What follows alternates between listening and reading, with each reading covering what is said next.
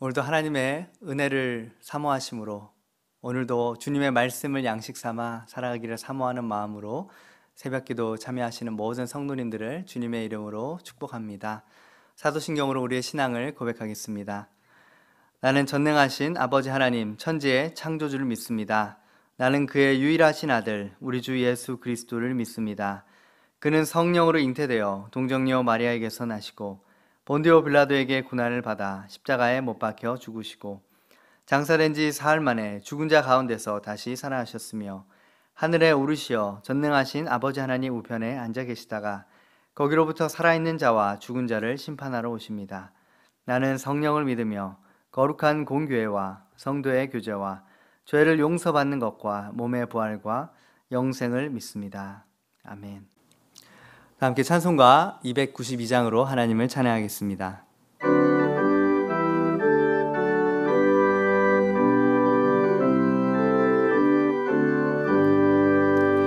주 없이 살 수 없네 죄인의 구주여 그 귀한 법의 피로 날 구속하소서 구주의 사랑으로 흘리신 보혈이 내 소망 나의 위로 내 영광 됩니다.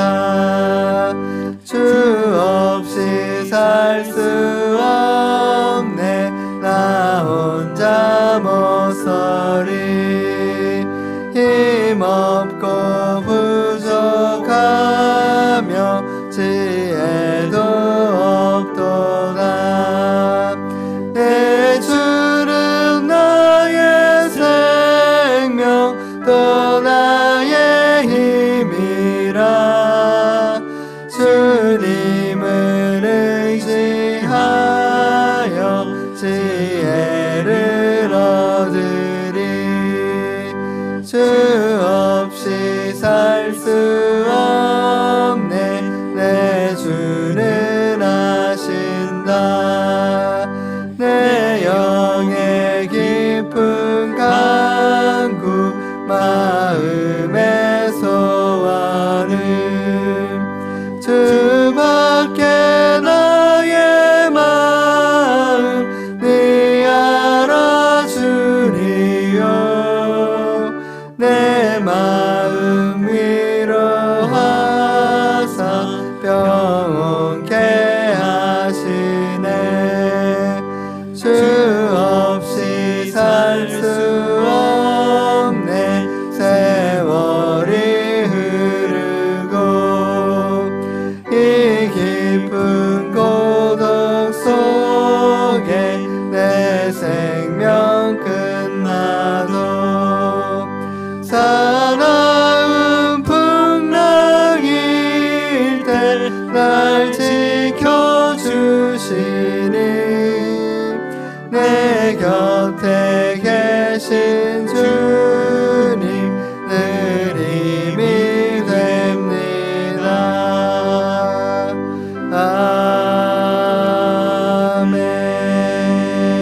아멘. 하나님 감사합니다. 오늘도 저희에게 새날을 허락하여 주시고 부활하신 예수 그리스도 생명으로 우리도 그리스도 안에서 새로운 피조물로서 또 오늘 하루를 새롭게 살아가게 하심을 감사합니다. 날마다 새 생명을 얻은 자로서 우리의 겉사람은 날로 후패하나 우리의 속사람은 날마다 새롭다고 고백한 바울의 고백이 저희의 고백이 되게 하시고 오늘 하루도 주님의 말씀으로 승리하는 복된 하루가 되게 하여 주시옵소서. 지혜와 계시형을 주사 하나님을 알게 하시며 말씀을 깨달아 알게 하시며 삶으로 순종하여 믿음으로 열매 맺게 하여 주시옵소서. 감사드리며 예수님의 이름으로 기도합니다. 아멘. 하나님께서 오늘 우리에게 주시는 말씀은 창세기 6장 1절에서 8절 말씀입니다. 창세기 6장 1절에서 8절 말씀을 제가 봉독하겠습니다. 사람이 땅 위에 번성하기 시작할 때에 그들에게서 딸들이 나니 하나님의 아들들이 사람의 딸들의 아름다움을 보고 자기들이 좋아하는 모든 여자를 아내로 삼는지라. 여호와께서 이르시되 나의 영이 영원히 사람과 함께하지 아니하리니 이는 그들이 육신이 됨이라. 그러나 그들의 날은 120년이 되리라 하시니라. 당시에 땅에는 네피림이 있었고 그 후에도 하나님의 아들들이 사람의 딸들에게로 들어와 자식을 낳았으니 그들은 용사라 고대의 명성이 있는 사람들이었더라. 여호와께서 사람의 죄악이 세상에 가득함과 그의 마음으로 생각하는 모든 계획이 항상 악할 뿐임을 보시고 땅 위에 사람 지으셨음을 한탄하사 마음에 근심하시고 이르시되 내가 창조한 사람을 내가 지면에서 쓸어버리되 사람으로부터 가축과 기는 것과 공중의 새까지 그리하리니 이는 내가 그것들을 지었음을 한탄함이니라 하시니라. 그러나 노아는 여호와께 은혜를 입었더라. 아멘. 창세기 6장은 하나님의 공의와 사랑이, 은혜가 잘 나타나 있는 그러한 장입니다. 점점 타락해가는 그런 시대 속에서 죄악이 관영하고 사람들의 모든 생각과 계획이 악할 뿐임을 하나님이 보시고서 공의 하나님께서는 결국 심판을 준비하십니다. 하지만 하나님은 동시에 사랑의 하나님으로서 심판을 예비하시면서도 피할 길을 내시고 구원의 방주를 노아와 그의 가족들을 통해 준비하게 하십니다. 오늘 하나님께서 주신 말씀을 붙잡고 심판의 원인은 무엇이었고 심판의 대상과 방법 그리고 하나님의 은혜가 구체적으로 어떻게 임하였는지를 살펴보겠습니다. 먼저 심판의 원인입니다. 그 첫 번째는 통혼인데요. 믿지 않는 자들과의 결혼 문제입니다. 왜 노아 시대의 인류가 심판을 받게 되었는가?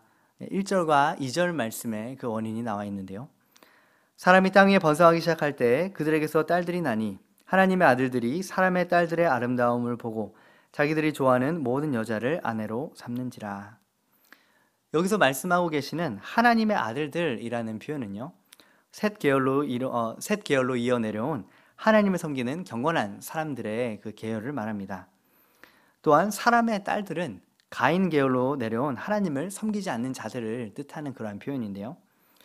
즉 하나님의 아들들이 사람의 딸들과 결혼을 했다라는 것은 셋 계열의 하나님을 섬기는 경건한 가정의 아들들이 가인 계열의 하나님을 섬기지 않는 그러한 가정의 딸들과 결혼했다라는 의미입니다. 하나님의 아들들이 결혼할 상대를 찾는 그 기준이 무엇이라고 나옵니까? 그것은 사람의 딸들의 아름다움이었다 이렇게 명시하고 있는데요. 물론 아름다운 여인을 싫어할 남자들이란 없겠죠. 하지만 결혼할 대상을 결정함에 있어서 그저 사람의 딸들이 아름다웠기 때문에 그들과 결혼했다. 그것은 그들이 하나님을 믿지 않는 가정이었음에도 불구하고 그들과 결혼하기로 결심했고 자기들이 좋아하는 여자들을 모두 취하였다라는 표현에서 일부 일처를 버리고 일부 다처제를 취하였음을 또한 우리가 알 수가 있습니다. 이처럼 믿지 않는 여성들과의 통혼을 통해서 가정의 신앙이 무너지게 된 것이 바로 심판의 원인이 되었다는 것을 우리는 알 수 있습니다. 자녀들과 가장 많은 시간을 보내는 어머니가 믿음 안에 서 있지 않을 때 그 자녀들도 믿음을 가진 자녀로서 성장하기가 매우 어렵겠지요. 그래서 유대인들의 경우에도 살펴보면 어머니가 유대인이어야 유대인이다라는 그러한 말이 있다고 합니다. 하나님께서는 성경에서 믿지 않는 자들과의 결혼을 금하셨는데요. 아브라함은 이삭의 아내를 구할 때 하나님을 섬기지 않는 가나안 족속의 딸들을 취하지 않고 하나님을 섬기는 같은 족속 안에서 아내를 구하라 이렇게 명하였습니다. 창세기 24장 3절과 4절 말씀을 보면 내가 너에게 하늘의 하나님 땅의 하나님이신 여호와를 가리켜 맹세하노니 너는 내가 거주하는 이 지방 가나안 족속의 딸들 중에서 내 아들을 위하여 아내를 택하지 말고 내 조상, 내 고향, 내 족속에게로 가서 내 아들 이삭을 위하여 아내를 택하라.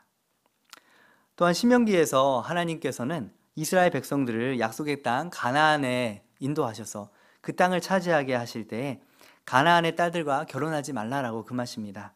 왜냐하면 그들이 결국 남편을 하나님을 따르는 신앙에서 떠나게 할 것이기 때문입니다. 신명기 7장 3절 4절 말씀을 보면 또 그들과 혼인하지도 말지니 내 딸들을 그들의 아들에게 주지 말 것이요 그들의 딸도 내 며느리로 삼지 말 것은 그가 내 아들을 유혹하여 그가 여호와를 떠나고 다른 신들을 섬기게 하므로 여호와께서 너희에게 진노하사 갑자기 너희를 멸하실 것임이니라. 솔로몬의 경우 하나님의 이러한 율법을 어기고 많은 이방 여인과 통혼을 하여서 결국 그들의 우상 숭배에 빠지게 되었고 이스라엘이 남과 북으로 갈라지게 되는 그 원인을 제공하였음을 우리는 잘 알고 있는데요. 열왕기상 11장 2절에 이것이 구체적으로 기록되어 있습니다. 여호와께서 일찍이 이 여러 백성에 대하여 이스라엘 자손에게 말씀하시기를 너희는 그들과 통혼하지 말며 그들도 너희와 서로 통혼하게 하지 말라. 그들이 반드시 너희의 마음을 돌이켜 그들의 신을 따르게 하리라 하셨으나 솔로몬이 그들을 사랑하였더라. 이처럼 율법을 어기고 이방 여인들과 결혼한 솔로몬이 결국은 우상 숭배에 빠지게 되었음을 우리는 너무나 잘 알고 있습니다. 하나님의 아들들이 사람의 딸들과 통혼한 결과 하나님은 어떻게 반응하셨을까요? 3절 말씀입니다. 여호와께서 이르시되 나의 영이 영원히 사람과 함께하지 아니하리니 이는 그들이 육신이 됨이라. 그러나 그들의 날은 120년이 되리라 하시니라. 여기서 하나님께서 나의 영이 영원히 사람과 함께하지 않겠다라고 이렇게 말씀하고 계신데요. 여기서 영은 히브리어로 루하으라고 그렇게 단어가 쓰였습니다. 이 단어는 문자적으로 호흡이라는 의미가 있고요. 또 상징적으로는 마음과 정신 또는 영감을 의미하기도 합니다. 이 구절에서 하나님의 영이 떠나셨다라는 그 표현, 그것은 인간의 타락으로 인하여서 하나님께서 인간에게 주신 생명을 이제 심판으로 거두어 가시겠다라는 그러한 의미로 해석할 수 있습니다. 또한 이는 그들이 육신이 됨이라 라는 표현에서 이 육신이라는 단어, 이 육신이라는 단어는 바사르라는 히브리어가 번역된 것인데요. 이것은 단순히 몸을 뜻하는 것이 아니고요. 죄악의 영향으로 인해 사악하게 타락한 육체를 의미하는 단어입니다. 이로 인하여서 결국 사람이 멸망할 수밖에 없게 되었다라고 말씀하고 계신 것이죠. 그들의 날은 120년이 되리라 라고 말씀하는데요. 이 말씀은 두 가지 의미로 해석을 할 수가 있습니다. 먼저 첫 번째는 그들을 홍수로 심판하시기 전까지 돌이킬 수 있는 기한을 120년을 하나님이 주셨다. 회개할 수 있는 기간으로 주셨다. 그래서 그들의 생명이 120이 된다라는 것은 앞으로 120년을 너희가 더 살게 될 것인데 그 후에 반드시 심판이 올 것이기 때문에 그 전까지 너희가 돌이키라. 이러한 의미로 한 가지 해석을 할 수 있는데요. 또한 또 한편으로는 홍수 이후에 인간의 수명이 120까지 줄어들게 될 것이다 라는 의미로도 해석이 가능합니다. 실제로 이 아담의 족보를 보면 홍수 이전까지의 수명과 홍수 이후의 수명이 급격하게 달라지는 것을 보게 되는데요. 홍수 이전까지는 800에서 900세까지 살던 사람들의 그 수명이 홍수 이후에는 점차 줄어들어서 이제 모세, 아론, 여호수아 이런 시대까지 오게 되면 거의 한 120까지 이렇게 떨어지는 것을 보게 됩니다. 그래서 이 두 가지 다 상당히 이제 받아들일 수 있는 그런 해석이라 볼 수가 있겠는데요. 어쨌든 통혼의 결과가 무엇이냐?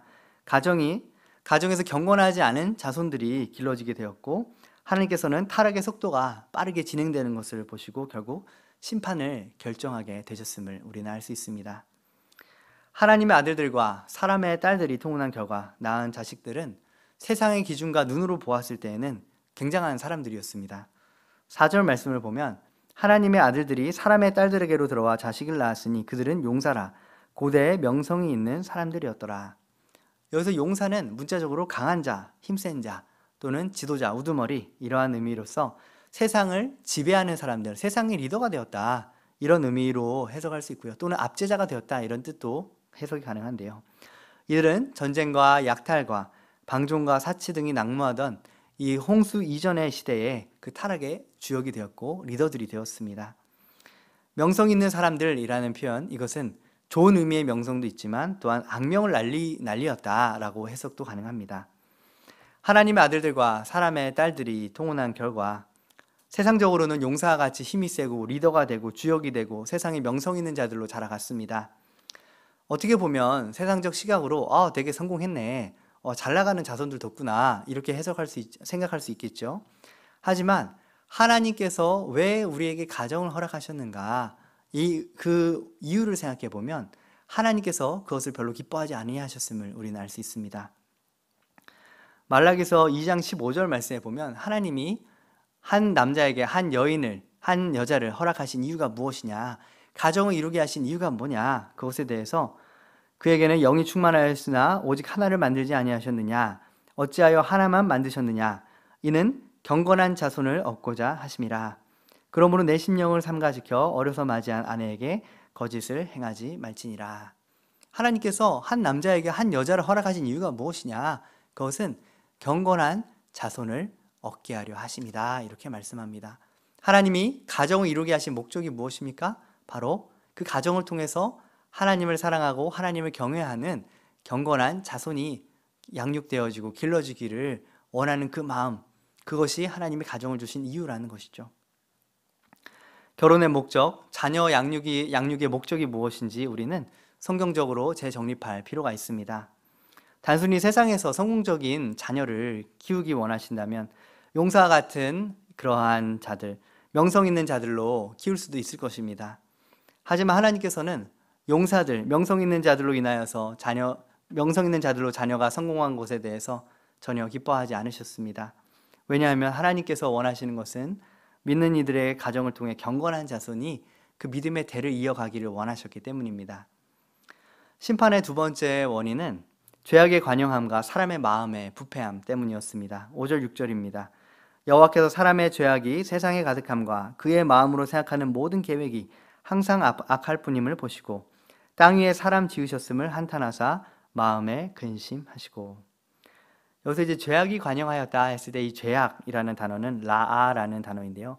깨뜨리다, 상하게 하다, 쓸모없게 하다라는 의미를 갖고 있습니다.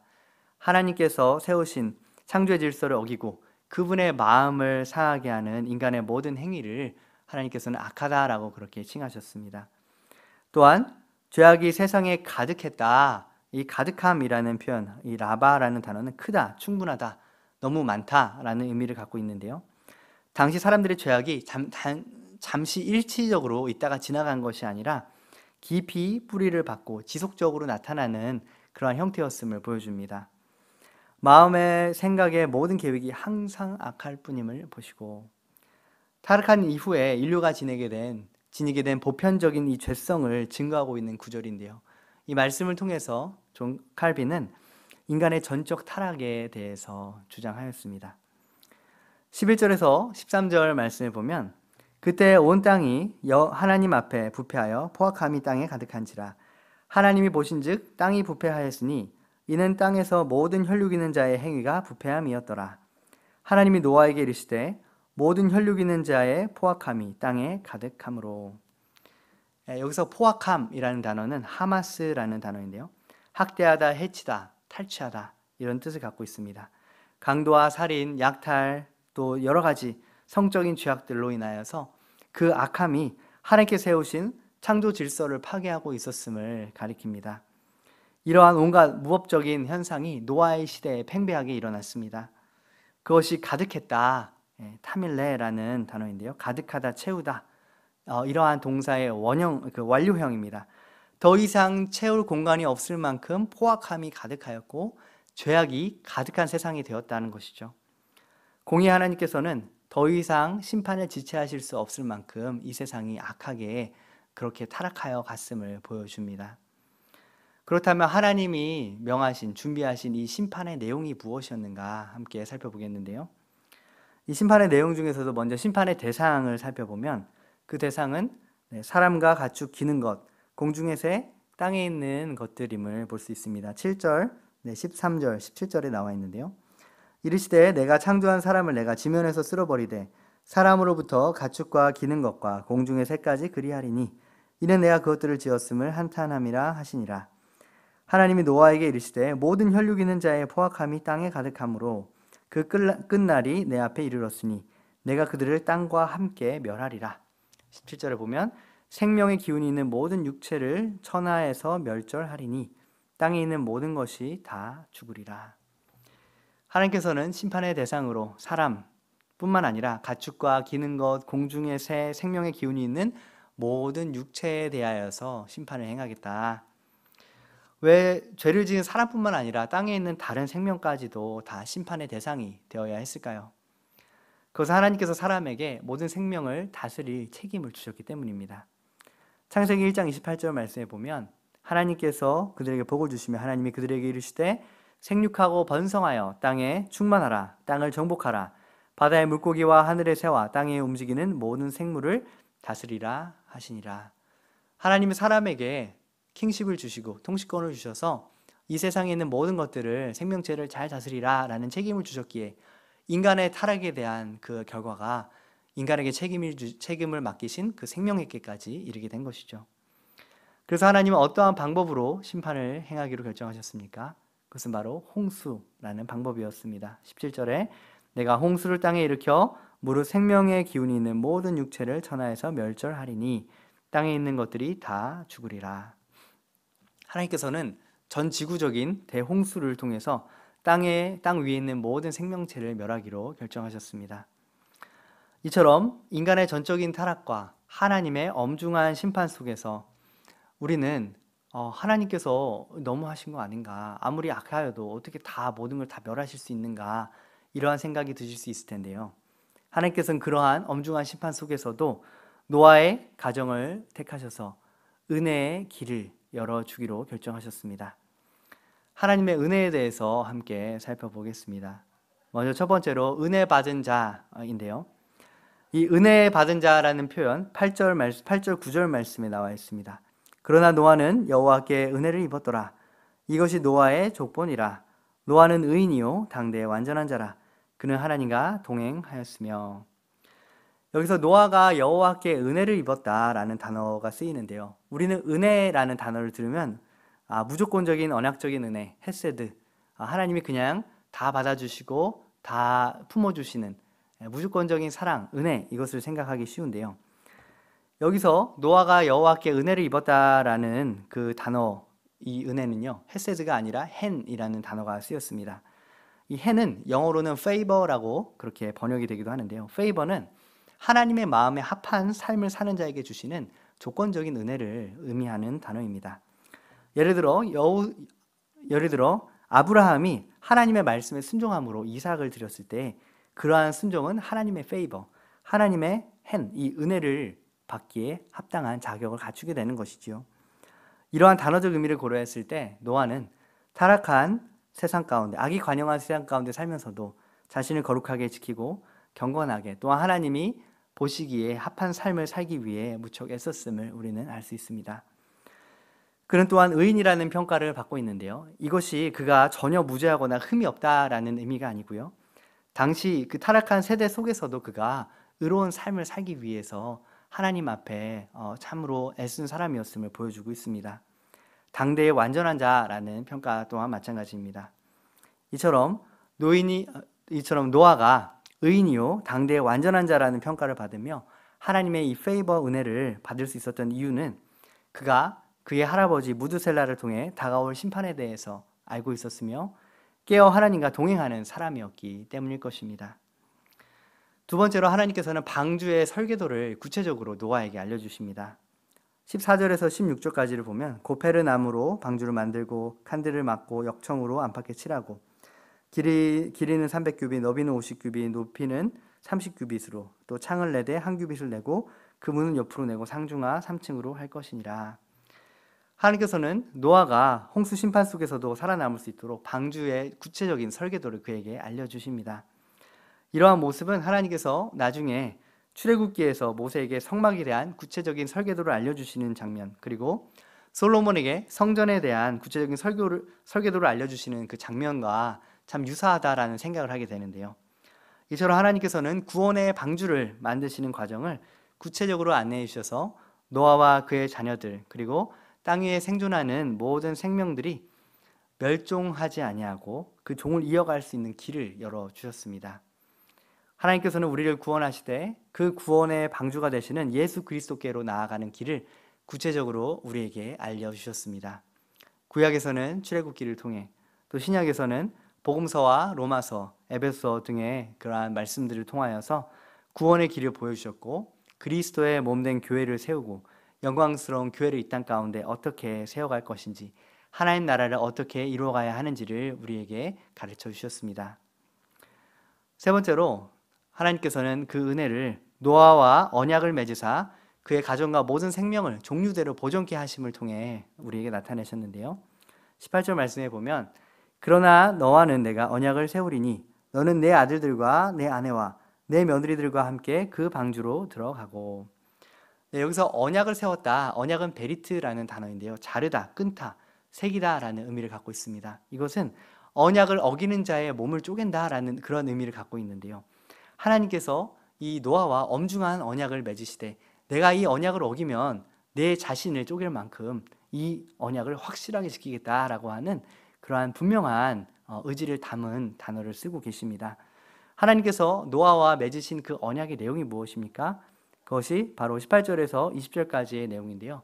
그 언약을 세우셔서 너는 내 아들들과 내 아내와 내 며느리들과 함께 그 방주로 들어가고 혈육이 있는 모든 생물을 너는 각기 암수 한 쌍씩 방주로 이끌어들여 너와 함께 생명을 보존하게 하되 새가 그 종류대로 가축이 그 종류대로 땅에 기는 모든 것이 그 종류대로 각기 둘씩 내게로 나아오리니 그 생명을 보존하게 하라.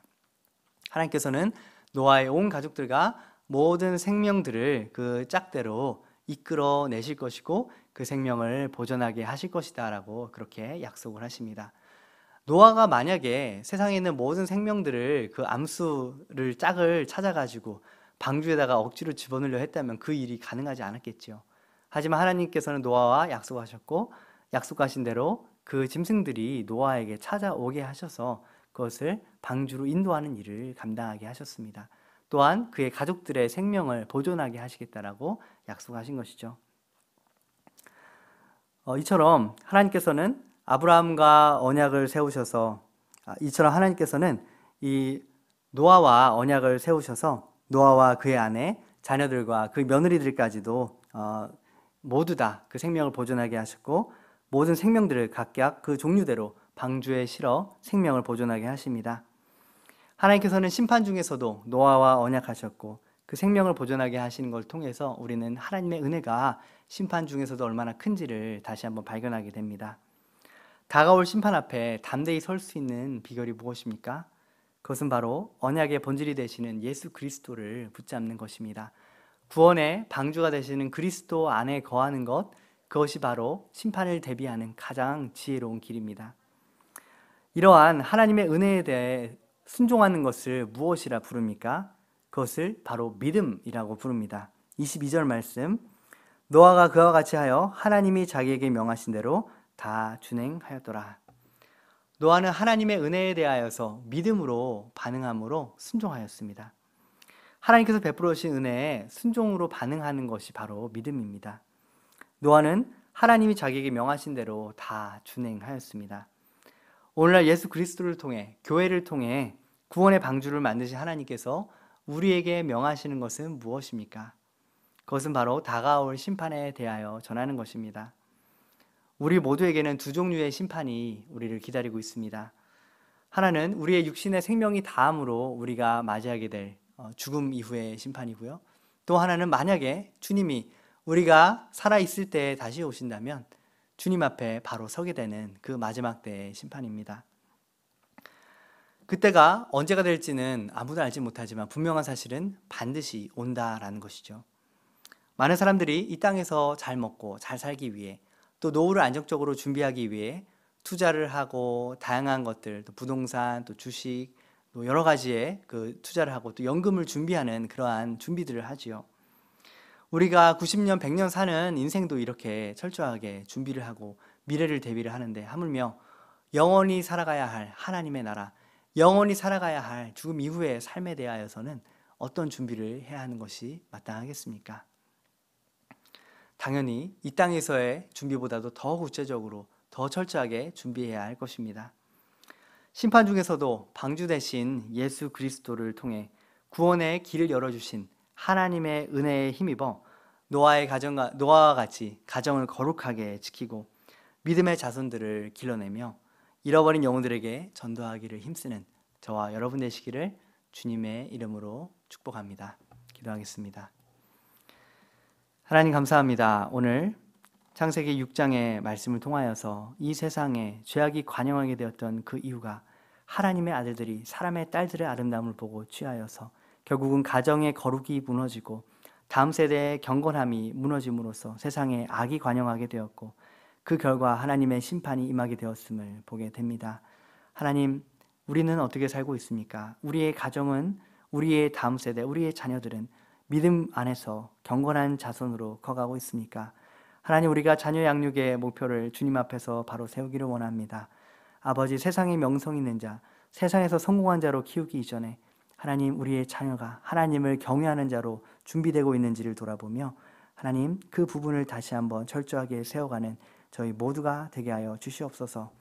우리의 다음 세대가 하나님을 경외하는 거룩한 자손으로 설 수 있도록 신앙을 전수하게 도와주시고, 하나님, 우리에게 열어주신 구원의 방주 예수 그리스도, 주의 몸된 교회를 주 안에서 거룩하게 세워가게 하여 주셔서 하나님, 심판으로 인해 멸망할 세대 가운데 방주를 짓게 하사 또한 주께서 택하신 자들을 구원하신 것처럼 아버지, 구원의 방주 되신 예수 그리스도의 그 은혜의 복음을 저희가 증거하는 일을 게을리하지 않게 도와주시옵소서. 하나님, 그렇습니다. 우리가 주의 증인으로 증인 부름받아 싸우니 어디를 가든지 누구를 만나든지 우리 안에 주신 이 소망의 이유를 묻는 자들에게 증거할 수 있는 복음의 내용을 갖추게 하시고 복음의 증거를 갖추게 하시며 주님 빛과 소금의 삶을 살게 하여 주시옵소서.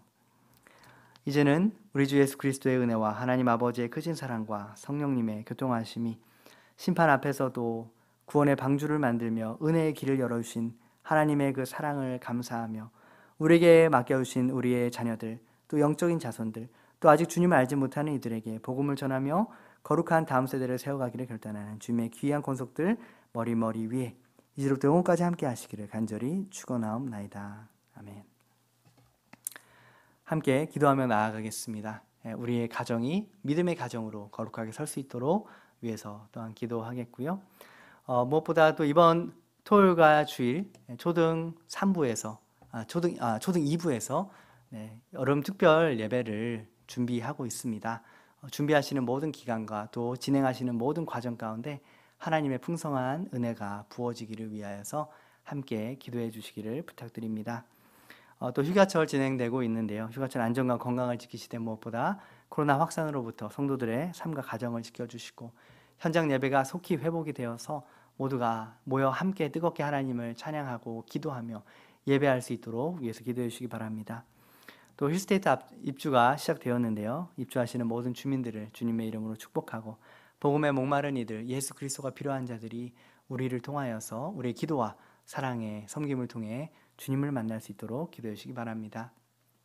또한 현재 발의되어서 심의 중에 있는 평등법의 제정을 막아주시고 한국교회가 하나님이 기뻐하시는 거룩한 가정, 경건한 가정을 세우는 그 사명 잘 감당할 수 있도록 기도해 주시기 바랍니다. 이 시간에 우리 주여 3번 부르짖고 자유롭게 기도함으로 나아가겠습니다. 주여, 주여, 주여. 하나님, 그렇습니다. 감사합니다. 아버지, 우리에게 은혜의 길을 열어주시고 구원의 방주를 열어주신 주님 찬양합니다. 하나님, 우리 초등 2부 귀한 자녀들, 아버지, 이들을 주님의 은혜 가운데 세우고 아버지 하나님, 성령의 충만함으로 다시 한번 회복시키기 위한 특별 예배가 아버지 오는 토요일과 주일 준비되고 있습니다. 아버지, 준비하시는 모든 선생님들과 또한 교육자들에게 하나님의 은혜를 더하여 주시고 하나님 아버지, 또한 기도하는 것은 성령의 은혜가 충만한 아버지 그러한 시간들이 되게 하여 주셔서 비록 비대면으로 진행되지만 동일한 하나님의 인재와 역사하심을 경험할 수 있도록 하나님 도와주시옵소서. 하나님, 휴가철 성도님들의 안전과 건강을 지키시고 무더운 여름철 아버지 붙들어 주시며 코로나의 확산 가운데서 지켜주시고 현장 예배 회복을 위하여서 또한 기도하오니 아버지, 우리가 속히 모여서 함께 예배하고 기도하며 주님을 높일 수 있도록 하나님 그 길을 열어주시옵소서. 아버지, 힐스테이트 아파트 입주가 시작되어 있습니다. 모든 주민들을 축복합니다. 복음의 목마른 이들이 예수 그리스도를 만날 수 있게 도와주시고 우리의 섬김과 우리의 기도와 전도를 통하여서 많은 영혼들이 주께로 돌아오게 도와주시옵소서. 현재 발의되어 또한 심의 중에 있는 평등법에 제정을 막아주시며 한국교회가 하나님이 기뻐하시는